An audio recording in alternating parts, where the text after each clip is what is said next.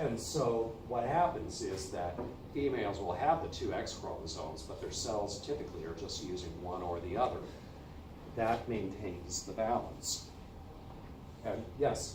So the two X chromosomes, only one's being used? It's not quite as simple as that, but we're starting with that. Okay. If that's the case, the two X chromosomes, one is from One's from mom, one's from dad. So like they're homologous, they're not. Yeah, they're homologous. Okay. So Which the other one- can lead to different parts of the body actually using slightly different versions of genes, different alleles. So if it was like, let's say it was just solely one X chromosome that was used, and the other one's just not, and then for some reason it switched over to the other one, is some like visible or changes? Yes. There are some situations where we can actually see this mosaic effect, and I'll show it to you in cats. It's more obvious with cats. So we'll see that, where we actually have very visible results from having one X used here and the other X used here. So we will see that. What happens is, early on, again, in embryonic development, you've got a small cluster of cells. I'm not sure what stage we're at, but it's very early on. You've got an early cluster of cells starting to develop into an embryo. And those cells, if you're female, they make randomly a decision to go on using one of the X's and not use the other one. The unused one is condensed into a tight little compact structure called a bar body that sits off to one side of the nucleus. We can see that under the microscope with very careful studies. So you end up having then one of those X chromosomes. The cell decides, I'm not going to use that one. I am almost not use it anymore. And that holds true for all the cells that develop from that one. Imagine you've got an embryo with, say, 500 cells in it. Later, each of those cells will give rise to millions and billions of cells in the adult. And all of those cells copy the pattern of the one they originated from. So you'll have a whole sector of the body that has cells that all develop from one of these embryonic cells that made this decision to deactivate this X chromosome. They copy the same pattern. And that the result of that is that if we're looking at a female body, which applies to all of you girls here, your body is a mosaic when it comes to those genes. You'll be looking at maybe one section of the body and you're actually using one X there, and somewhere else you're using a different X. And there are some conditions where we can see that in people. There is a condition where a faulty gene on the X chromosome prevents you from making sweat glands. And so there are some women that sweat in some places and they can't in others because of actually using different X's in different areas of the body. So that's one that I remember being a notable thing with people. But this is the more obvious one and cute. What we have is we've got the cat fur.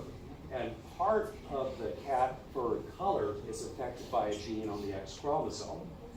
So what we will get is something where there's either a normal version, you may have a cat where it has a normal version of this fur color gene or a different version, the mutant one.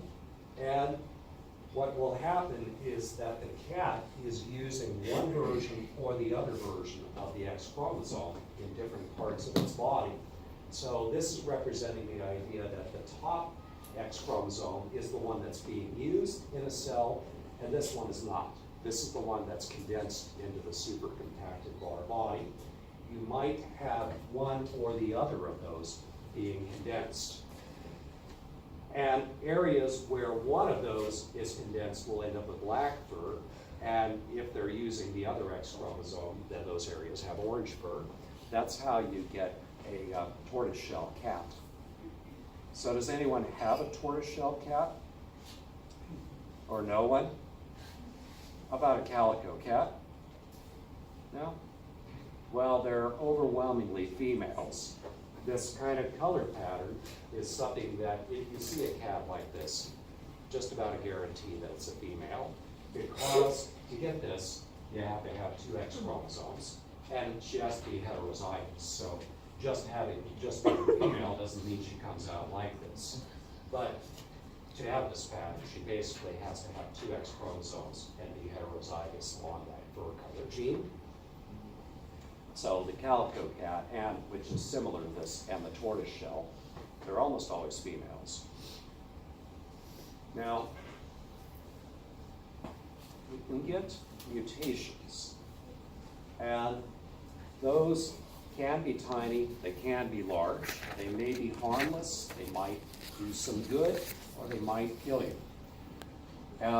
But a mutation that happens in one of the sex organs that's producing an egg or a sperm, that can be passed on, which is what happened with Victoria. One of her parents had that going on, either her mother or father. So then it was passed on in Victoria, all of the cells in her body had a mutant X. And so you can have various types of damage happening to chromosomes, which might delete some information. They might actually make an extra copy of it. They might actually switch some of it around, take a gene, a section of a chromosome, and flip it around. Or you might actually take part of a chromosome and switch it and graft it onto a different chromosome. So far we've talked about how almost everything works perfectly, but now and then things don't. So here you get chromosomes that are being heated up by high energy radiation, gamma rays. That's the sort of thing that can sterilize a person. If somebody is exposed to a great amount of high energy radiation, they may be sterilized because their chromosomes are so badly damaged, their gonads are not really able to then do meiosis correctly to make new eggs or sperm. Well, you've got crossing over happens every time you are producing gametes. And normally, it's going to produce chromosomes that are the same size as they started. But you could get unequal crossovers where one of them hangs on to a little more than it gives back. And then you'll end up where the chromosomes are either longer or shorter than they used to be. You'll have a winner or a loser in that case. So you may produce chromosomes in one gamete that have a deletion, and in a different gamete have a duplication, because one of them stole some material from the other one, essentially. So these will happen at the same time. And so you can imagine having a chromosome that's got a lot of different genes on it, and due to a deletion, we end up losing, in this case, gene F. Or you might get a duplication where now we've got extra copies of a gene. We have gene families in us that we think originated this way.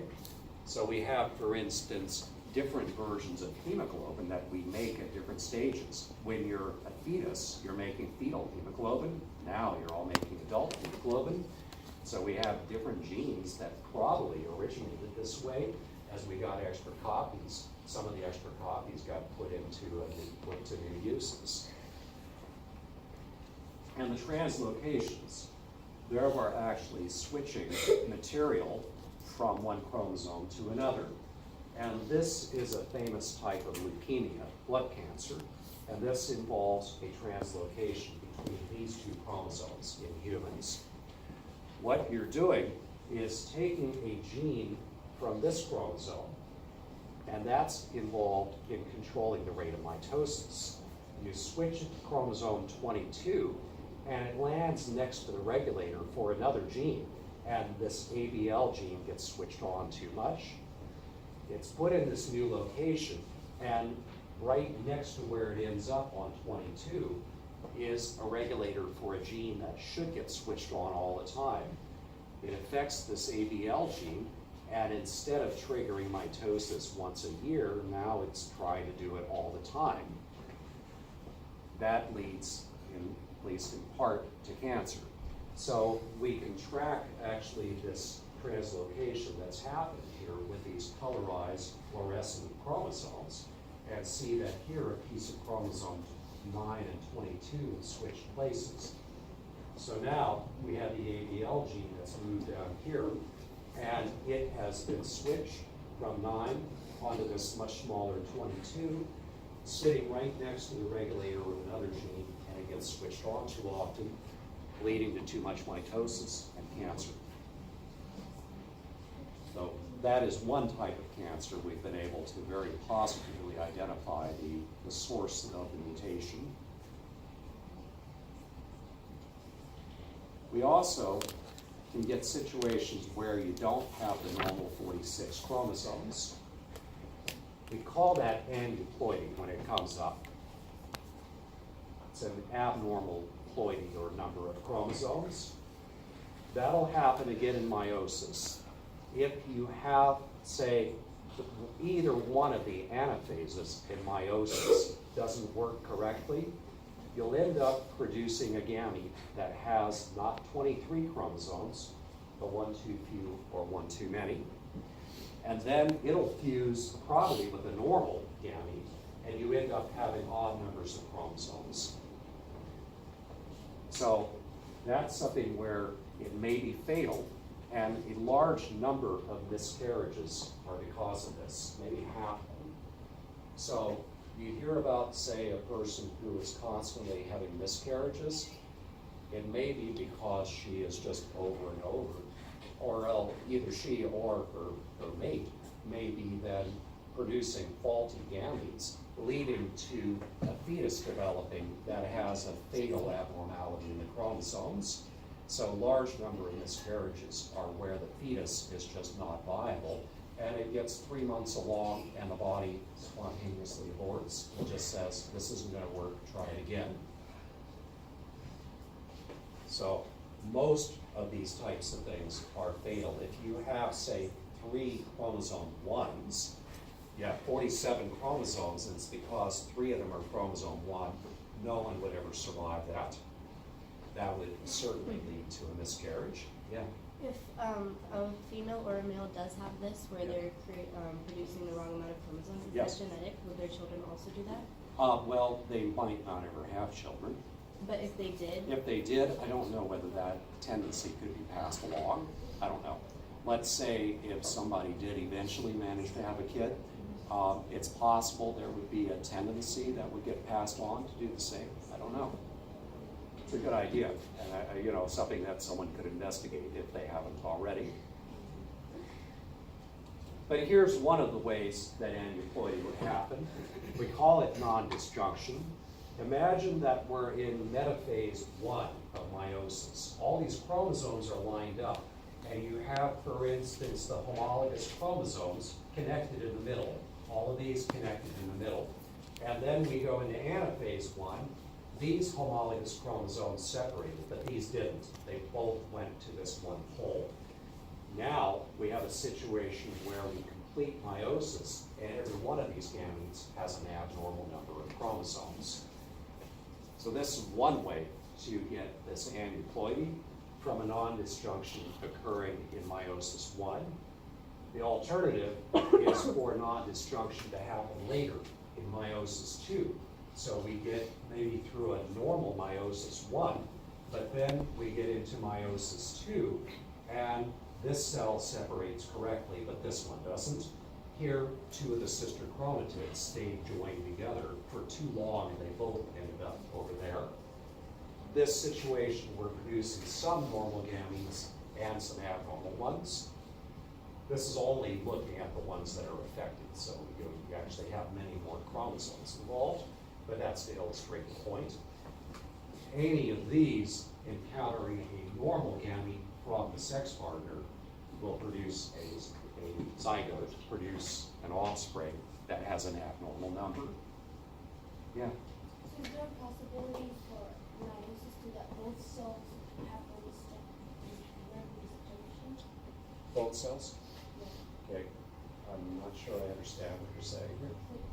Once they separate meiosis 1, Yes. there can be 2 cells. Right? So here's meiosis 1 over there on the left. In this case, meiosis 1 would produce 2 abnormal cells, producing 4 abnormal cells. In this case, the non-disjunction happened in meiosis 2, so this one is happening normally. But this one then will definitely be producing abnormal gametes. Now, it's possible that the sex partner would come in and just happen to come in with the extra chromosome to fill that in, but it's unlikely that that would happen. The odds would be very much against that. Well, if this happens with the autosomes, the ones that are numbered 1 through 22, it always is going to have pretty major impact, leading either to a spontaneous miscarriage or maybe survivability if it's only affecting one of the very small chromosomes. So typically, this is going to be a fatal thing. But what can happen is with Down syndrome, that's involving chromosome 21, which is actually the smallest one. That means you're creating an imbalance of some proteins, but not very many of them, because that doesn't have very many genes. And so it doesn't produce the same catastrophic effect that, say, having 3 number 1s would do. But what happens here, you're getting 3 copies of chromosome 21. It still has some pretty major effects, such as shortened lifespan, mental retardation, short size. There are several things that happen with this. Lifespan is usually more in the 50s, not 70s, so it's having a pretty serious impact on people.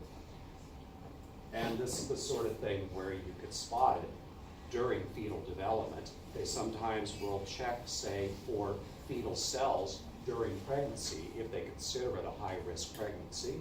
And they see that and they say, okay, your baby's going to have Down syndrome. The risk of this goes way up with the age of the mother. It's tied to the mother's age. You get through, say, what we would think of as the peak childbearing years, maybe up to age 30 or so, there's a very low risk of having a Down's baby. But then the risk does get higher and higher the older you get. Why would that be? What caused that? Old eggs. Well, how old are these eggs? Yeah, 20 years. How about these eggs?